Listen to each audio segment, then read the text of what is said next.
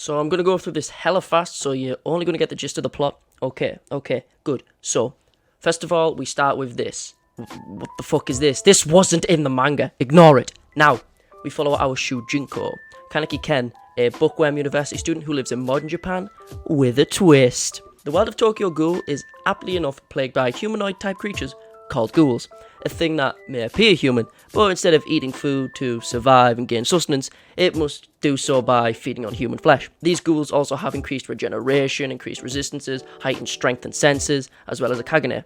I don't have enough time right now to explain what a kagune is, but I'll probably end up explaining them in another video, maybe, who knows. Foreshadowing. But basically, kagune are a ghoul's extra limb. It can be a tentacle, it can be tentacles, it can be wings, it can be a bunch of stuff. Moving on! We follow Kaneki as he spots a fellow bookworm at his local cafe, Anteku. This woman is Rize. She is hella thirsty, by the way, just not in the way Kaneki had hoped. Of course, it turns out that she is in fact a ghoul, known as the binge eater to be more specific, and she has been eating people quite frequently in the past few weeks. But then suddenly some jet fuel causes some nearby steel beams to fall. Wait, what? Jet fuel can't melt steel beams. What? Well, then some beams mysteriously crush Rize just before she was about to kill our boy. The result of this is that as Kaneki was bleeding out, he also needed some new organs. Apparently, so the totally not suspicious doctor who won't be important later just took Rize's organs and put them in our boy. Because of reasons. Wow, and I thought the NHS was bad, Jesus Christ. So now Kaneki is half ghoul. His body is changing, and now he decides to fuck his shit up.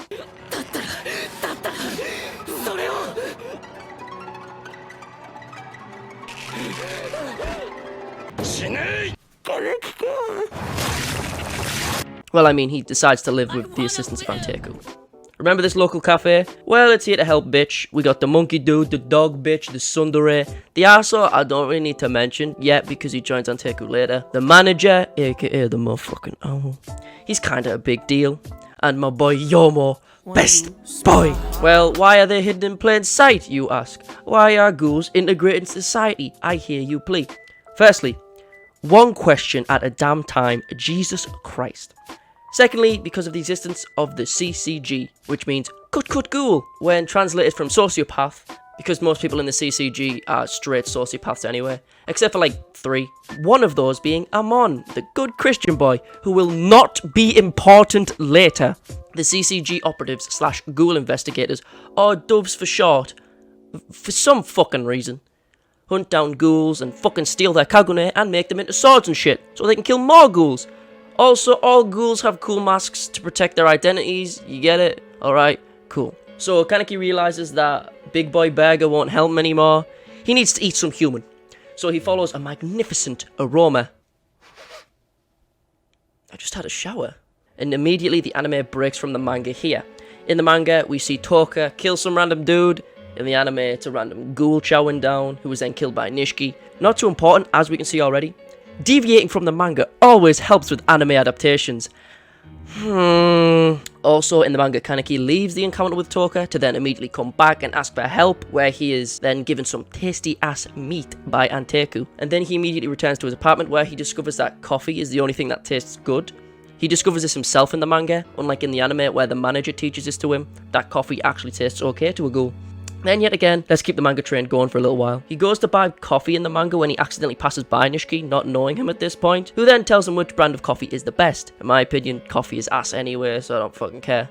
Buy Rogue Energy instead. Then, after this chance encounter, he sees the random ghoul in the anime, which is where the anime picks up. So basically, skip 2 encounters with Toka and an encounter with Nishiki, and then mismatch their position in the story for time reasons. I don't fucking know. Anyway, let's continue. So after this whole ordeal where Kaneki gets some baby back ribs from Anteku, he goes to his university to continue studying and shit, and in the process meets up with this totally unimportant BFF, Hide, who introduces him to Nishiki-senpai.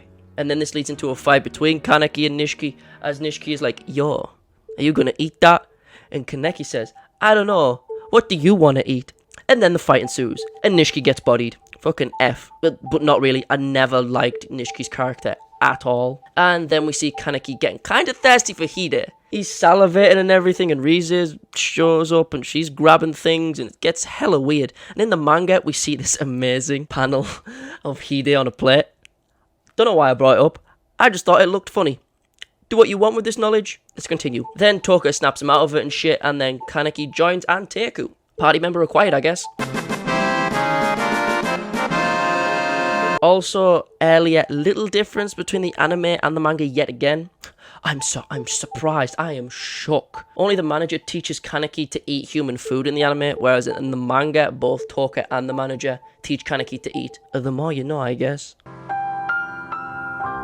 Also, Kaneki gets his mask some point round here. I forgot to write this in the script, but I ain't finding a place to rewrite it in, to fit it in. Fuck you. So basically, these ghoulish looking people show up at the coffee shop now, and they say, yo, manager, help me. In the manga, it's more like, yo, manager, help me. Because in the manga, she's dumb as fuck. Why do I say this? Well, in the anime, these two are on the run until they meet up with the father/husband of the family, who is currently out doing some shady business and is then killed by creepy eyes over there. In the manga, this dude is already dead and buried, but the mother, for some godforsaken reason, despite suspecting that she's being investigated, goes to her husband's grave and buries the mask at said grave. Amon, remember this dude from earlier who's totally not important? Amon, who was investigating her and following her, goes to said grave and picks up the mask and now has a definitive proof that she is in fact a ghoul and decides to go in. But whatever, the mother isn't important. That's why both in the anime and the manga, she gets fucking sliced, diced, and Jesus Christ. Her daughter called Hinami is 10 times more important anyway. So after the mother is killed, Rule 34 over here decides that revenge is a dish best served while wearing a pink wig for some reason. So she kills some random dude and gets shanked by your boy Mado.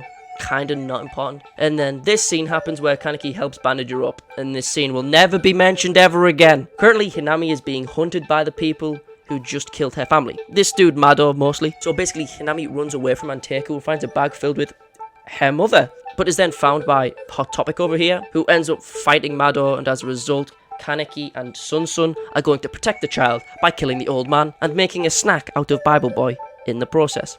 Makes sense, right? So, old man dies, and Amon gets confused because Kaneki has a fucking hero monologue / talk no jutsu in front of him. Makes sense. And then Amon cries for a bit, and wow. We then see Nishiki getting the shit kicked out of him just after Kaneki meets Shu. Not much to say. Nishiki getting the shit kicked out of him. Good scene. Now, let's get on to this fucking weirdo, Shu. What does he do? Well, he eats eyeballs. And is basically Hisoka from Hunter x Hunter, in the sense that instead of getting horny over kids, he gets the horn over perfectly cooked steak, or in his introduction, some lady's eyeballs. Nice. This dude is Shu, aka the Gourmet. He sees good old Ken here as a snack because since he is in fact a Hafu, he smells kinda neat. So he lures Kaneki into his mansion with the promise of literary gossip, saying things like, oh, want to talk about Kafka? Hop in my mansion and drink my tea. To Ken replying with simply, okay. Totally Kafkaesque. And as a result, he wakes up in a Bloodlines the Masquerade Ghoul Coliseum thing. So, standard stuff, pretty much. What's that I hear in the background? Is it another comparison to the manga? Woo! In the manga, Ken wakes up with 3 other people in the Coliseum with him, who are all human, and get fucking smoked pretty quickly, and for good reason, because they're all kind of assholes. In the anime, it's just Kaneki. It's just him. On his own. Same Lamau. And also in the manga, this chunky boy over here breaks his weapon, and they realise it won't go through his ghoul's skin anyway, because as I said, they've got increased resistances. So Shu just casually tosses him a Quinke, which is, you know, basically a dove sword that can kill ghouls. I mean, the fuck? I'm getting major Cellverse Gohan vibes from this. Now, Ken fights this big boy till his Kakugan shows, as he is trying to get his Kagune to come out. I probably should have said this earlier, but ghouls also have red and black eyes when they're activating their Kagune. Because he's a filthy mudblood, he only gets 1 Kakugan instead of 2, which is the norm for ghouls. Ghouls typically have 2 fucking black red eyes, obviously. But there are ridiculously rare cases where there are one-eyed ghouls. But that's not important right now, don't worry about that. So because of how rare one-eyed ghouls are, Shu freaks the fuck out and saves Kaneki from Big Boy, as he wants him all to himself. And if you want to see Shu eating the fuck out of Kaneki, there's probably some Rule 34 out there to show you. So with Ken free, he also starts having wet dreams about getting eaten by Shu. Yet again, plenty of places on the internet you can see that. After saving Nishiki, Ken met Kimi, Nishiki's fuck friend, and she looks for Kaneki to ask for help to save Nishiki, because since Nishiki got bodied so badly when our boy fucked him up, he can't get any meat, he can't hunt, and as a result, he can't heal, because as I said, ghouls have increased regeneration. Granted, the amount of increased regeneration varies, but it's usually pretty fucking high. But for them to regenerate, they need to be fed, or they need to not be hungry before they can regenerate. So what I'm saying is, Tokyo Ghoul is Minecraft. Since Nishiki is injured, he can't hunt, and as a result, he's pretty much dying. And Kaneki says, sure, I'll help that waste of fucking carbon. But as Kimi is leaving, she is then kidnapped by your boy, Shu. Then Shu leaves a note for Kaneki, telling him to go to the church.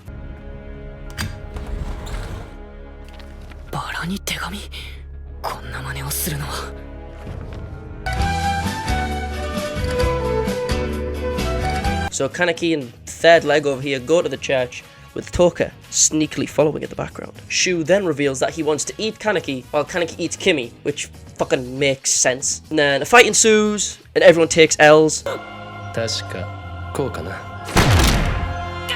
then Toka decides it's time for some TLC vampire time. Vampire is someone that, for one reason or another, needs to take in human energy in the form of blood or psychic energy or sexual energy to keep themselves healthy. Then Toka beats the fuck out the gourmet, my boy Shu, then tries to kill Kimi, and then goes home. Happy end. Yay! But in the meantime, Tsukiyama, aka Shu, aka the gourmet, left dying in the church, is just literally eating himself and healing because of it, which makes sense, because if you eat yourself, you should be able to heal. It's not like this will be completely forgotten about later. Nah, don't worry about it. It's fine, don't worry about it. Now, in the manga, just after the church fight, there is a side story flashback about Rize's past, but that's not important. Who gives a shit about the entire crux of the plot? Fuck that, am I right, anime watchers? Then, Nishiki joins Anteku. If this were an RPG, I would not fucking use you. At this point, they introduce more doves to the story, those of which being Shinohara, who's overall just pretty chill, but in the Tokyo Ghoul one-shot, he is anything but. And they also introduced Suzuya Juzo, who is a fan favourite, and was cosplayed at cons way too fucking much, back in like 2014, 2015, but so was Kaneki, to be honest. And I would know because I was one of them. Shortly after this, some dude called Banjo shows up at Anteku looking for Rize. And he is hella thirsty for her. It's explained in the Rize flashback why, but no one cares about that, am I right? Him looking for Rize also accidentally lures some other crude dudes with rude attitudes to Anteku. What is that over the horizon? It's...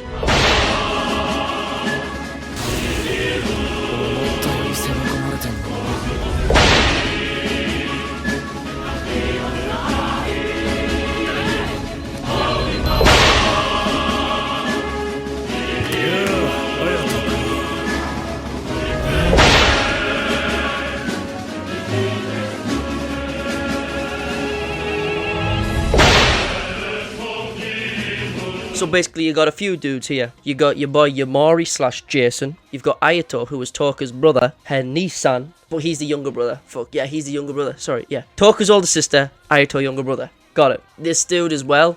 And yeah, he is totally unimportant. I know I sound like an absolute clown when I say that a character isn't important, but just go with it. Nice. So then they kidnap Ken. At this point in the manga, Shinohara and Juzo go through the different types of Kagune. So if you watch the anime exclusively, you'll never understand the differences without looking it up on the internet outside of the anime. If you want me to try and explain all the different types of Kagune and Kakuja and cool shit like that, I'm down for that. Not like I've got multiple videos I don't need to work on right now. But yeah, let's get back on topic. Kaneki is kidnapped by Aogiri Tree, a group of ghouls who view themselves as superior to humans and as a result want to take over the world or some shit. Something like that. So they kidnap him because Jason basically wanted revenge on Rize, but as she is currently classed as missing, missing Lamau, he decides to take Kaneki instead because he smells similar to her. Makes sense, right?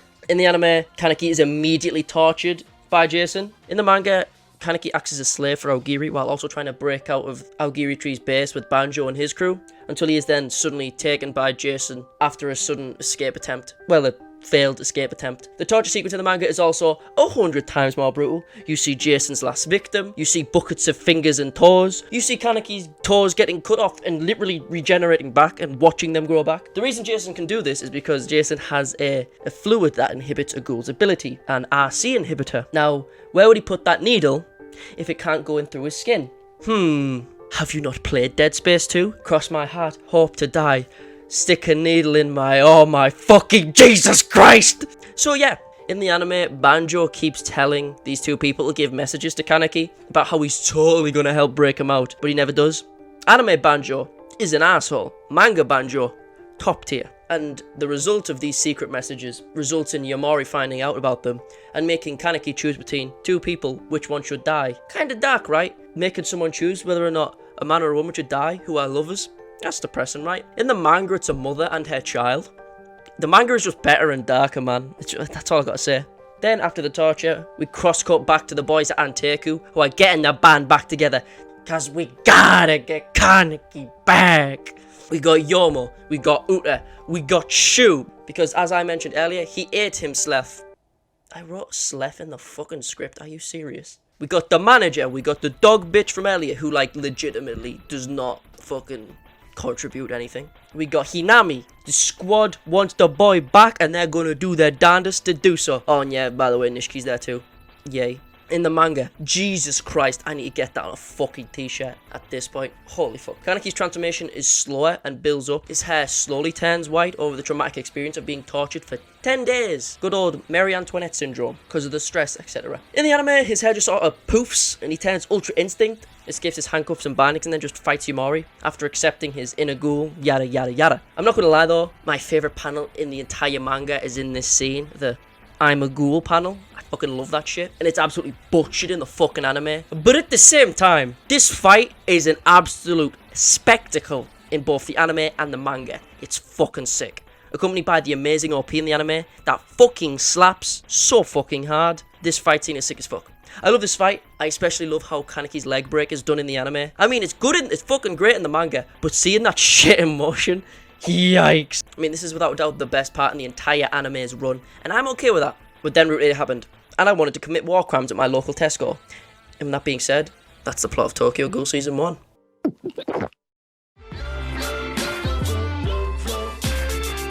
Knock, knock, yeah, hello, it's me. Well, hello there. First of all, thank you very much for watching the whole thing. Somehow, I couldn't do it. I don't even know if it's all linked together. I couldn't sit through that shit. But you could. And thank you very much for it. Thank you. It genuinely, it matters a lot. Thank you very much. I'm also, just like the last video, I've got notes in front of me so I don't forget shit, okay? Okay? Good. First of all, thank you to everyone in the Discord who kept telling me to edit this shit. If it weren't for you, I would have let this go on for a lot longer and I just would have been even more lazy than now.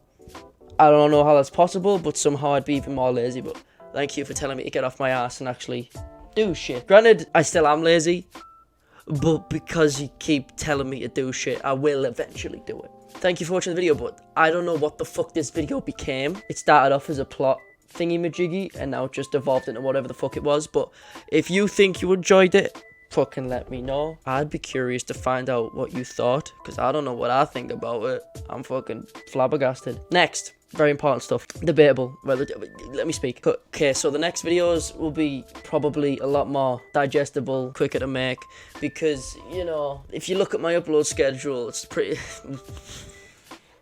fucking... That's not good, is it? That's not good.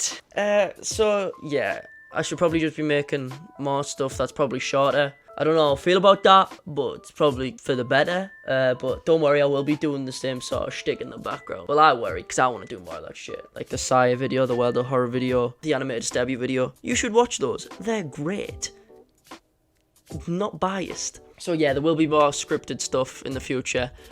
The next of which will be about Tokyo Ghoul Re Call to Exist, because I've wasted almost 20 hours on that game and £20. It stole my money and my time, so I'm gonna waste more time on it by trying to rip it to shreds because it pissed me off. And after that will probably be the Miskatonic, because the Miskatonic is literally only 2 hours long, so a video about that will be like a lot easier to do. The most annoying thing about this video was getting every single manga panel and every single fucking shot from the anime. Strange thing about this, the fact that Kiss Anime shut down and Kiss Manga shut down during the editing process of this was a lot more of a ball like than you thought it would be. I'll explain it a bit more in detail if you follow me on Twitch and you show up in one of my streams, if you ask me, but yeah. So yeah, it'll be the Miskatonic, and then after the Miskatonic, I might do a video about Grave Encounters, Grave Encounters 1 and 2 probably. Remember those horror movies? Bit of kind of gems in my opinion, but I digress. So, time for the stereotypical stuff. Join the Discord, please. I like to talk to people. You can't be on YouTube and on Twitch and not be as much of a narcissist and not like to talk to people. It's you have to be able to. Like, I love that shit. Speak to me, please. Fucking follow me on Twitch, as I just said. I'm on Twitch a lot more than YouTube. Let's say that much. I usually stream every day unless something's come up, like I am editing this fucking thing for the final time, stuff like that. That's about it. Like, please. Oh fucking. Go on, like the video. Go on. Comment. To be honest, I'd prefer comments over likes. If you had to choose, I'd prefer comments. Likes are nice. Obviously, both is the best case scenario, but I like comments more. I like the interactivity. But anyway, yeah, like, comment, subscribe, whatever the fuck. Thank you very much. Thanks for watching this. Whatever the fuck it was. Have a lovely day. Wear your masks. Don't be a dickhead. And fucking toodles my doodles. Clean your foreskin. Peace.